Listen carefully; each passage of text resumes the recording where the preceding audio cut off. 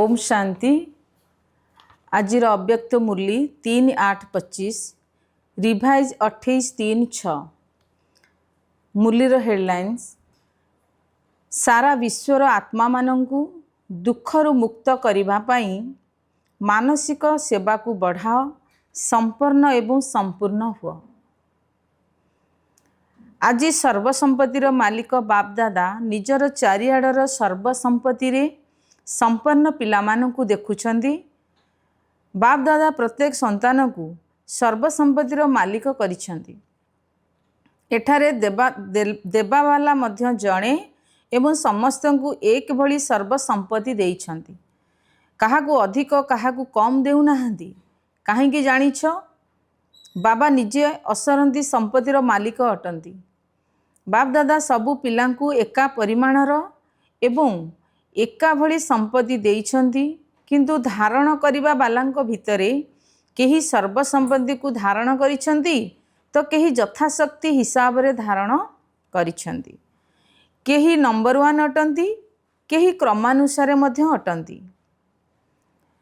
तेबे जेउ माने जेतिकी धारण करिछंती सेमानंकर चेहरा द्वारा एवं नयन द्वारा सर्वसंपत्तिर निशा स्पष्ट भाव देखा देउछि। संपत्ति रे भरपूर आत्मा चेहरा द्वारा एवं नयन द्वारा मध्य भरपूर देखा जाय थाए। जेपरि स्थूल संपत्ति प्राप्त करिथिबा आत्मार चालीचलन द्वारा एवं चेहरा द्वारा जना पड़ी थाए, सेहीपरि एही अविनाशी संपत्तिर निशा एवं खुशी मध्य स्पष्ट भाव रे देखा जाय थाए। सर्वसंपत्ति रे संपन्न होबार आत्मा को आत्मिक निशा चिंतामुक्त सम्राट करि दिए। जेउठारे ईश्वरीय निशा रहिछि सेठारे कौनसी चिंता रही पारिबो नाही। सेमाने चिंतामुक्त सम्राट तथा दुखमुक्त सम्राट होइथांती। तेणु तुमे समस्ते ईश्वरीय संपत्ति रे संपन्न चिंतामुक्त सम्राट अटना, दुखमुक्त सम्राट मध्य अट। कौन तुमर कौनसी चिंता अच्छी कि कौनसी दुख अच्छी कि कौन हब किपरि हेब ए सबु चिंता मध्य नाही। त्रिकालदर्शी स्थिति रे स्थित रहुथिबा पिला माने जानिछंती जे जहा हेउची सब भल हेउची एवं आमको जहा भी हब एवं आगको जहा भी हब ताहा मध्य आहुरी भल हब। काहेकि ना सर्वशक्तिमान पितांकर साथी अट, साथी रे रहिबा वाला अट। समस्तଙ୍କ भितर निशा अछि जे बाप दादा सर्वदा आम हृदय रे रहुछंती एवं आमे सर्वदा बाप दादांकर हृदय सिंहासन रे रहुछु। तेणु एही बड़ी निशा अछि तो जेउ माने हृदय सिंहासन रो अधिकारी सम्राट सेमानकर संकल्प रे तो दूरर कथा स्वप्न रे मध्य दुखर लहर अर्थात ढेउ लेस मात्र आसी पारिबो नाही। काहेकि जानिछ, काहेकि ना सेमाने सर्वसंपत्ति रे भरपूर अटंती एवं जहाँ भरपूर होइथाए सेथिरे कोनसी हलचल होई न थाए। तेणु आज बाप दादा चारिआडर पिलामानंकर संपन्नतार स्थिति को देखुथिले। बाप दादा समस्तिंकर जमार खाता को मध्य चेक करिसेंती। संपत्ति तो असरंती हिसाब रे मिलिछि, किंतु जहाँ भी मिलिछि सेही संपत्ति को कार्य रे लगाई शेष करि देउछंती ना कार्य रे लगाइबा सहित वृद्धि मध्य करूछंती। समस्तंकर खाता रे केते परिमाण जमा अछि, काहेकि ना एही सबु संपत्ति गुड़िक केवल एही समय पाई नुहे, एहा भविष्यत पाई मध्य साथी रे जीव, किंतु केवल जमा होइतिबा संपत्ति ही साथी रे जीव। तेणु बाप दादा जमार परिमाण को देखुथिले। तेबे कौन देखिले? सेवा तो सबु पिला जथा जोग बा यथाशक्ति हिसाब रे करूछंती, किंतु सेवार फल जमा हेबारे फरक आसी जाइछि।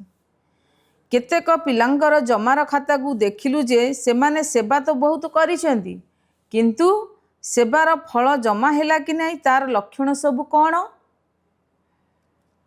तेबे सेवा जहाँ भी करि थाओ, चाहे मानसिक सेवा करि थाओ, चाहे बाणीर सेवा करि थाओ, चाहे कर्म द्वारा सेवा करि थाओ, किंतु सबुथेरे 100% नंबर रहिछि। ତିନୋଟିରେ 100 ନମ୍ବର ଲେଖାଏଁ ରହିଛି। ତେଣୁ ସେବା ତ କରିଲ, କିନ୍ତୁ ସେବା କରିବା ସମୟରେ ବା ସେବା କରିବା ପରେ ଯଦି ଟିକେ ନିଜ ଉପରେ ସନ୍ତୁଷ୍ଟ ଅଛ ଏବଂ ଯେଉଁମାନଙ୍କର ସେବା କରିଲ ବା ଯେଉଁମାନେ ସେବାରେ ସାଥୀ ହୋଇଛନ୍ତି ବା ସେବା କରିବା ବାଲାଙ୍କୁ ଦେଖୁଛନ୍ତି ବା ଶୁଣୁଛନ୍ତି ସେମାନେ ମଧ୍ୟ ସନ୍ତୁଷ୍ଟ ଅଛନ୍ତି, ତେବେ ଜାଣିନିଅ ସେବାର ଫଳ ଜମା ହୋଇଛି। ଯଦି ସ୍ୱର ସନ୍ତୁଷ୍ଟତା ଏବଂ ସମସ୍ତଙ୍କର ସନ୍ତୁଷ୍ଟତା ନାହିଁ, ତେବେ ଜମାର ପରିମାଣ କମ୍ ହୋଇଛି। ତେବେ ଯଥାର୍ଥ ସେବାର ବିଧି ତ ପୂର୍ବରୁ ମଧ୍ୟ ଶୁଣାଇ ସାରିଛୁ। ତିନୋଟି କଥା ଯଦି ବିଧି ପୂର୍ବକ ଅଛି, ତେବେ ଜମା ହୋଇଛି, ତାହା ମଧ୍ୟ ପୂର୍ବରୁ ଶୁଣାଇ ସାରିଛୁ। ଗୋଟିଏ ହେଲା ନିମିତ୍ତ ଭାବ, ଦ୍ୱିତୀୟରେ ନିର୍ମାଣ ଭାବନା ଅର୍ଥାତ୍ ମାନ ସମ୍ମାନ ପାଇବାର ଇଚ୍ଛା ନ ରଖିବା, ଏବଂ ତୃତୀୟରେ ହେଲା ନିର୍ମଳ ସ୍ୱଭାବ ବା ନିର୍ମଳ ବାଣୀ। ଭାବ, ଭାବନା, ସ୍ୱଭାବ ଏବଂ ବାଣୀ। ଯଦି ଏଇ ତିନୋଟି କଥା ଭିତରୁ ଗୋଟିଏ ମଧ୍ୟ କମ୍ ଅଛି ବା ଗୋଟିଏ ଅଛି ଦୁଇଟି ନାହିଁ ବା ଦୁଇଟି ଅଛି ଗୋଟିଏ ନାହିଁ, ତେବେ ସେଇ ଦୁର୍ବଳତାଟି ଜମାର ପରିମାଣକୁ କମ୍ କରିଦେଇଥାଏ। ତେଣୁ ଚାରୋଟି ଯାକ ବିଷୟରେ ନିଜେ ନିଜକୁ ଚେକ୍ କର, କ'ଣ ଚାରୋଟି ଯାକ ବିଷୟରେ ମୋର ଖାତା ଜମା ହୋଇଛି ତ? କାହିଁକି ଜାଣିଛ? ବାପ ଦାଦା ଦେଖୁଛନ୍ତି ଯେ ଯେଉଁ ଚାରୋଟି କଥା ଉପରେ କୁହାଗଲା କି ଭାବ, ଭାବନା, ସ୍ୱଭାବ ଏବଂ ବାଣୀ, ସେହି ଅନୁସାରେ କେତେକ ପିଲାଙ୍କର ସେବା ସମାଚାର ତ ବହୁତ ମିଳୁଛି, କିନ୍ତୁ ଜମାର ଖାତା କମ୍ ଅଛି। ତେଣୁ ନିଜର ସବୁ ସମ୍ପତ୍ତି ଗୁଡ଼ିକୁ ଚେକ୍ କର। ଜ୍ଞାନ ରୂପକ ସମ୍ପତ୍ତି ଅର୍ଥାତ୍ ଯାହା ବି ସଂକଳ୍ପ ବା କର୍ମ କରିଲି ତାକୁ ଜ୍ଞାନବାନ ହୋଇ କରିଛି ତ? ସାଧାରଣ କର୍ମ ହୋଇନାହିଁ ତ? ଯୋଗର ଅର୍ଥ ହେଲା ସର୍ବଶକ୍ତି ରୂପୀ ସମ୍ପତ୍ତିରେ ଭରପୁର ରହୁଥିବ। ତେଣୁ ଚେକ୍ କର ପ୍ରତ୍ୟେକ ଦିନର ଦିନଚର୍ଯ୍ୟାର ଯେଉଁ ସମୟରେ ଯେଉଁ ଶକ୍ତିର ଆବଶ୍ୟକତା ରହିଛି, ସେହି ସମୟର ସେହି ଶକ୍ତି ନିର୍ଦ୍ଦେଶ ଅନୁସାରେ କାର୍ଯ୍ୟ କରୁଛି ତ? ମାଷ୍ଟର ସର୍ବଶକ୍ତିମାନର ଅର୍ଥ ହେଲା ମାଲିକ। ଏମିତି ନୁହେଁ ଯେ ସମୟ ବିତିଯିବା ପରେ ଶକ୍ତି ବିଷୟରେ ଭାବୁଥିବ। ଯଦି ଯଥା ସମୟରେ ତୁମର ନିର୍ଦ୍ଦେଶ ଅନୁସାରେ ଶକ୍ତି ପ୍ରକଟ ହେଉନାହିଁ, ଗୋଟିଏ ଶକ୍ତିକୁ ଯଦି ନିର୍ଦ୍ଦେଶ ମୁତାବକ ଚଲାଇ ପାରିଲ ନାହିଁ, ତେବେ ନିର୍ବିଘ୍ନ ରାଜ୍ୟର ଅଧିକାରୀ କିପରି ହୋଇପାରିବ? ତେଣୁ ଶକ୍ତି ରୂପକ ସମ୍ପତ୍ତି କେତେ ଜମା ହୋଇଛି? କେବଳ ଯାହାକୁ ସମୟ ଅନୁସାରେ କାର୍ଯ୍ୟରେ ଲଗାଉଛ ତାହା ହିଁ ଜମା ହେଉଛି। ଏବେ ନିଜେ ନିଜକୁ ଚେକ୍ କରି ଚାଲିଛ ତ ମୋର ଜମା ଖାତା କିପରି ଅଛି? କାହିଁକି ନା ବାପ ଦାଦାଙ୍କର ସବୁ ପିଲାଙ୍କ ପ୍ରତି ଅତି ସ୍ନେହ ରହିଛି। ବାପ ଦାଦା ଏହି କଥା ଚାହୁଁଛନ୍ତି ଯେ ସବୁ ପିଲାଙ୍କର ଜମାର ଖାତା ଭରପୁର ରହୁ, ଧାରଣାରେ ମଧ୍ୟ ଭରପୁର ରହୁ। ତେବେ ଧାରଣାର ଲକ୍ଷଣ ହେଲା ପ୍ରତ୍ୟେକ କର୍ମ ଗୁଣ ସମ୍ପନ୍ନ ହେଉଥିବ। ଯେଉଁ ସମୟରେ ଯେଉଁ ଗୁଣର ଆବଶ୍ୟକତା ଥିବ, ସେହି ଗୁଣ ତୁମର ଚେହେରାରେ ଏବଂ ଚାଲିଚଳନରେ ଦେଖାଯାଉଥିବ। ଯଦି କୌଣସି ଗୁଣର କମି ରହିଥିବ, ଧରିନିଅ କର୍ମ କରିବା ସମୟରେ ସରଳତା ଗୁଣର କରିବା ସମୟରେ ଆବଶ୍ୟକତା ରହିଛି, ମଧୁରତାର ଆବଶ୍ୟକତା ରହିଛି, ଚାहे ବାଣୀରେ ହେଉ ଚାहे କର୍ମରେ ହେଉ। ମଧୁରତା ଏବଂ ସରଳତା ପରିବର୍ତ୍ତେ ଯଦି ଟିକିଏ ବି ଉତ୍ତେଜନା ଆସିଗଲା ବା କ୍ଳାନ୍ତ ହୋଇଯିବା କାରଣରୁ ତୁମର ବାଣୀରେ ମଧୁରତା ରହିଲା ନାହିଁ ବା ଚେହେରାରେ ମଧୁରତା ନାହିଁ, ଗମ୍ଭୀର ହୋଇଯାଉଛ, ତେବେ ତୁମକୁ ତ ଗୁଣ ସମ୍ପନ୍ନ କୁହାଯିବ ନାହିଁ ନା। ତେଣୁ ପରିସ୍ଥିତି ବାତାବରଣ ଯେପରି ବି ହୋଇଥାଉ ନା କାହିଁକି, ଯାହା ମୋର ଗୁଣ ତାହା ସର୍ବଦା ଦେଖାଯିବା ଦରକାର। ଏବେ ଏହାକୁ ଟିକିଏ ସଂକ୍ଷେପରେ ଶୁଣାଉଛୁ। ସେହିପରି ସେବା କ୍ଷେତ୍ରରେ ସେବାଧାରୀର ସବୁଠାରୁ ଉତ୍ତମ ଲକ୍ଷଣ ହେଲା ନିଜେ ସର୍ବଦା ଲାଇଟ୍ ଅର୍ଥାତ୍ ହାଲୁକା ରହିବା ସହିତ ଖୁସିବାସିଆ ସ୍ଥିତିରେ ରହିଯିବା ଦେଖାଯାଉଥିବ। କାରଣ ସେବାର ଫଳ ହେଲା ଖୁସି। ଯଦି ସେବା କରିବା ସହିତ ଖୁସି ହଜିଯାଇଛି, ତେବେ ସେବାର ଖାତା ଜମା ହେବ ନାହିଁ। ସେବା କରିଲ, ସମୟ ଲଗାଇଲ, ମେହନତ ମଧ୍ୟ କରିଲ, କିନ୍ତୁ ତାହା ଜମା ବହୁତ କମ୍ ହେବ। फालतू रे जीव नाही, किंतु जेतिकी परिमाण रे जमा हेबा कथा सेतिकी हेउ नाही। सेहीपरि संबंध संपर्कर लक्षण है से आशीर्वादर प्राप्ति होथिबो। जहाँ भी संबंध संपर्क आसीबो तार मन भितरु तुम प्रति आशीर्वाद बाहरुथिबो। बहुत भल बाहरे कहू नथिबे दिल रु बाहरुथिबो। जदि काहाकू एही भली आशीर्वाद प्राप्त होथिबो तेबे आशीर्वाद मिलिबा मध्य बहुत सहजरे पुरुषार्थ करिवार साधन अटे। भाषण करू नाही ठीक अछि, मानसिक सेवा मध्य एते शक्तिशाली नुहे। कौनसी सेवार नुआ नुआ योजना प्रस्तुत करिया मध्य जणा नाही, एथिरे कौनसी आपत्ति नाही, किंतु सबुठारु सहज पुरुषार्थर आधार हैला आशीर्वाद नियो, आशीर्वाद दियो। एही भली बाप दादा अनेक पिला मानंकर मनर संकल्प को मध्य जांच करुचंती। केतक पिला समय अनुसार परिस्थिति अनुसार कहती जदि कहीं खराब काम करुछि तेबे ताकू आशीर्वाद किपरि दबु, ता उपरे तो क्रोध आसीबो ना, आशीर्वाद किपरि दबु। यह छड़ा क्रोधर पिला छुआ मध्य बहुत अछंती। तेबे से जदि खराब काम करिला से खराब अटे ए कथा मध्य तुमे ठीक बुझीच, यही निर्णय मध्य ठीक करिछ, ठीक बुझीच, किंतु गोटिए कथा हला बुझीबा, आउ गोटिए कथा हला तार खराब काम को बा खराब कथा को निज दिल रे रखिबा, बुझी पारिबा एवं भितरे रखिबा, एथिरे फरक रहिछि। जदि तुमे बुद्धिमान अट तेबे कौनसी बुद्धिमान व्यक्ति कौन खराब जिनस को निज पाखरे रखिबो कि? किंतु से जदि खराब तुमे तार खराब को मन भितर रखिल, अर्थात पाखरे रखिल बा ताकू साइती करी रखिल। कारण बुझीबा अलगा कथा, ताकू भितरे रखिबा अलगा कथा। तेबे बुद्धिमान हेबा तो सहज कथा, किंतु हुआ किंतु भितरे रख नाही, ये तो यही भली अटे। यार अर्थ है भितरे साइती रखिच, काहाकू यही भली भाबी ता सहित कार्य व्यवहार करिबा यह बुद्धिमानी नुहे। तेणु बाप दादा चेक करिले जे समय आपे आपे पाखे आसीब नाही, तुमको समय पाखकू आनिबाकू हबा। कई कई पचारुछंती टिके संकेत तो देई दियो ना, आउ 10 वर्ष लागिबो कि 20 वर्ष लागिबो, केते वर्ष लागिबो। तेणु बाप दादा मध्य पिला माननकू प्रश्न पचारुछंती, समय को पाखकू आनिला वाला किए? ड्रामा तो अटे, किंतु निमित्त किए? तुम मानकर गोटे गीत मध्य अछि, किसके रोके रुका है सवेरा, अच्छी ना ये गीत? तेणु सवेरा अर्थात सकाळ को आनिला वाला किए? विनाशकारी माने तो अधैर्य होई गलेनी, विनाश करिदबु विनाश करिदबु, किंतु नवनिर्माण करिबा वाला सेतिकी प्रस्तुत अछ तो? जदि पुराना दुनियार विनाश होई जिवो किंतु नुआ दुनिया हेउ नथिबो होई नथिबो तेबे कौन हबो? सेथिपई बाप दादा एबे पिता हवा परिवर्ते शिक्षक रूप धारण करिछंती। होमवर्क अर्थात घरे करिबा पई पाठ देइछंती ना, तेबे होमवर्क किए दिए? टीचर दियंती ना। शेषरे रहिछि सद्गुरुर पाठ। तेणु निजे निजको पचार संपन्न एवं संपूर्ण स्थिति केउ पर्यंत हेलाणी? कौन बाणी ठारू ऊर्ध्वरे रहिबार स्थिति एवं बाणी रे आसीबार स्थिति दुईटी जाक समान अटे तो? जेपरी बाणी रे आसीबा पई जेबे इच्छा सहजरे आसी पारुछि, सेहीपरि बाणी ठारू ऊर्ध्वरे रहिबा जेबे इच्छा जेपरी इच्छा सेहीपरि होई पारुछि तो?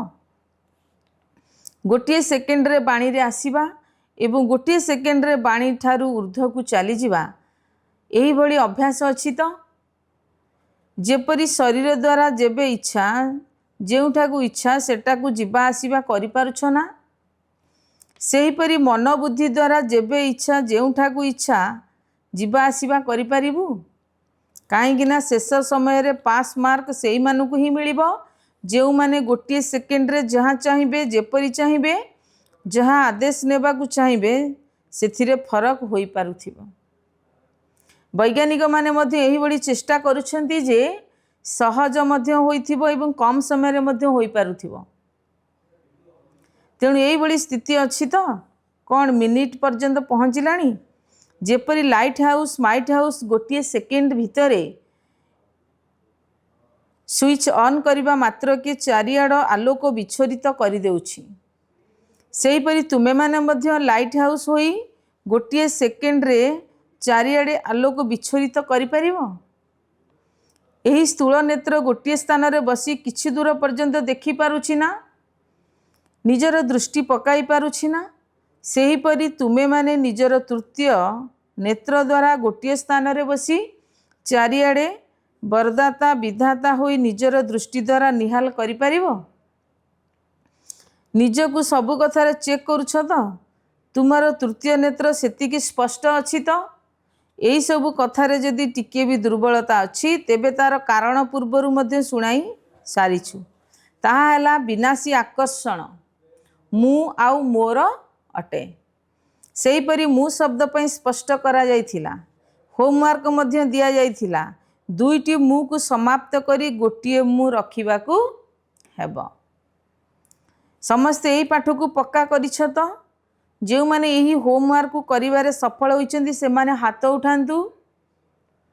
बाप दादा तो समस्त को देखिचंदी, तेणु साहस रख, भय कर नाही, हाथ उठाओ। भल कथा अभिनंदन मध्य मिलिबो। बहुत कम अछंदी एमानकर हाथ उठाइबा टीवी रे देखाओ।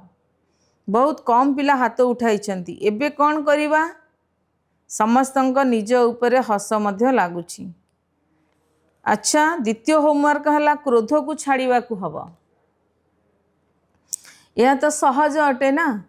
तेबे केउ माने सबु क्रोध को छाड़ी देइछंदी? कौन एते दिन पर्यंत क्रोध करिना? एथिरे बहुत जन हाथ उठाइछंदी। एथिरे टिके अधिक अछंती। जो माने क्रोध करिनाहंती सेमानकर पाखापाखी रहिबा वालांकु मध्य पचरा जीवो। जो माने हाथ उठाइछंती से माने छिड़ा होई जाओ। बहुत भल कथा, आदौ क्रोध करिना। संकल्प रे मध्य मन रे क्रोध आसी नाही तो? अच्छा, ठीक अछि। पुणी भी समस्त को अभिनंदन। किछि मन भितर आसीछि किंतु मुखरे क्रोध करी नाह, तेबे भी अभिनंदन। बहुत भल। तेणु तुमे माने ही निज निजर फलाफल हिसाब रे देख कौन स्थापनार कार्य सहित निजको संपन्न करिबा एवं सर्व आत्मा को मुक्ति रूपी संपत्ति प्राप्त कराइबा, यही सब कार्य संपन्न होई सारिलाणी। निजको जीवन मुक्त स्वरूप करिबा एवं सर्व आत्मा को मुक्तिर संपत्ति प्राप्त कराइबा, यह ही हेउछि स्थापनाकर्ता आत्मा मानकर श्रेष्ठ कर्तव्य। तेणु बाप दादा एथिपई पचारुछंती जे सर्वबंधन मुक्त जीवन मुक्त स्थिति रे यही संगम युग रे ही पहुँचवाकू हम ना सत्य युग को गले जाई पहुँचब। संगम युग रे सबु कार्य संपन्न करिबो ना सेठारे मध्य राजयोगर अभ्यास करी शिखिब। संपन्न तो एठारे हेबाकू पड़िबो ना, संपूर्ण मध्य एठारे ही हेबाकू पड़िबो। संगम युगर समय मध्य सबुठारु बड़रू बड़ संपत्ति अटे। तेबे कुह, राति पर सकाळ हबाकू केही रोकी पारिबो कि? तेणु बाप दादा मध्य चाहुचंदी, काहेकि ना बाबांकर आशार प्रदीप तो पिलामाने ही अटंदी ना। तेणु निजर खाता को भल भाव चेक कर। देखागला केतेक पिला तो पूरा मौजीराम अटंती, अर्थात पूरा मौज रे चालुछंदी। भाबुछंती जहा हेउछि भल हेउछि, एबे तो मौज करनिए। सत्य युग को किए देखिछि, किए जानिछि? तेणु जमा करिवार खातारे एही भली मौजीलाल कुह बा मौजीराम कुह, एभली पिलामानंकु मध्य देखिलु। भाबुछंती टिके मौज तो करनिए।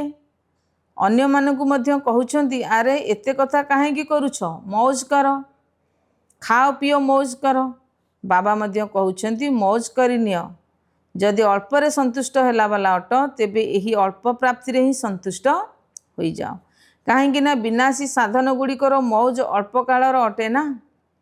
सदा कालर मौज को छाड़ी जदि अल्प कालर साधना गुड़िकर मौज रे रहिबा को चाहुच, तेबे बाप दादा आउ कौन कहिबे? केवल शिक्षा सावधानी तो देबे, आउ कौन करिवे? जदि कहीं हीरा खणी को जाई दुईटी हीरा नहीं खुशी होइजिवो तेबे ताकू कौन कहिबे। तेणु यही भली हुओ नाही, अतीन्द्र सुखर मौजरे झुलणारे झुल। अविनाशी प्राप्ति गुड़िकर झुलणारे मौजरे झुल। ड्रामा रे देख मायार पार्ट मध्य विचित्र अटे। यही समय यही भली साधन सबू बाहरी जहाँकि पूर्वर किछि भी नथिला, किंतु बिना साधनार मध्य जो माने साधना करिसेंती सेवा करिसेंती सेमानकर दृष्टांत मध्य तुम सम्मुखरे अछि ना। कौन सेतेबेले यही सब साधन गुड़िक थिला, किंतु सेवा केते होउथिला। क्वालिटी वाला आत्मा माने बाहरी छंती ना। आदि रत्न आत्मा माने मध्य प्रस्तुत होई गले ना। एठारे तो साधन गुड़िकर आकर्षण रही। तेणु साधन गुड़ी को व्यवहार करने भूल नुहे, किंतु साधना को भूली साधन पछरे धाइबा यह बाप दादा भूल बोली कहउछंती। यही सबू साधन गुड़िक जीवन में उत्थानर साधन नुहे, अर्थात आधार नुहे, किंतु साधना आधार अटे। जदि साधना परिवर्ते साधन गुड़ी को आधार करिनेल तेबे परिमाण कौन हब। साधना गुड़िक विनाश अटे, तेणु परिमाण कौन हब। जेतिकी जेबे कि साधना अविनाशी अटे, तेणु तार परिमाण कौन होइथिबो। चारिआडर पिलामानंकर पुरुषार्थर एवं स्नेहर समाचार पत्र बाप दादा को मिली। बाप दादा पिलामानंकर उमंग उत्साह को देखी ए कथा करिबु सेया करिबु एही बड़ी समाचार को सुनी खुशी होउचंती। एबे केवल जेउ भली साहस एवं उमंग उत्साह रखी दृढ़ संकल्प करिछ ताकू बारंबार ध्यान दे वास्तविक रूप में करने को हेब। यह ही हेउची सबु पिलामानंक प्रति बाप दादांकर दिलर आशीर्वाद। एबे समस्त चारिआडर संकल्प बाणी एवं कर्म रे संबंध संपर्क रे संपन्न हेउथिबा श्रेष्ठ आत्मा मानंकु, सर्वदा स्वदर्शन करुथिबा स्वदर्शन चक्रधारी पिलामानंकु, सर्वदा निजर दृढ़ संकल्प द्वारा मायाजित होई बाबांग सम्मुखरे निजको प्रत्यक्ष करुथिबा एवं विश्व सम्मुखरे बाबांकु प्रत्यक्ष करुथिबा योग्य सेवाधारी ज्ञानवान तथा सफलता मूरत पिलामानंकु बाप दादांकर स्नेह संपन्न शुभेच्छा एवं दिलर सहित पदमा पदम गुण आशीर्वाद एवं नमस्ते स्वीकार करिबा हेउ। आजिर वरदान सच्चा एवं स्वच्छ हृदय आधार रे नंबर 1 स्थान ग्रहण करुथिबा दिलाराम पसंद भव। दिलाराम बाबा को सच्चा दिलवाला पिलामाने ही पसंद। दुनिया हिसाब रे बुद्धिमान न होइथिले मध्य हृदय यदि सच्चा एवं स्वच्छ अटे तेबे प्रथम स्थान प्राप्त करि परिबो।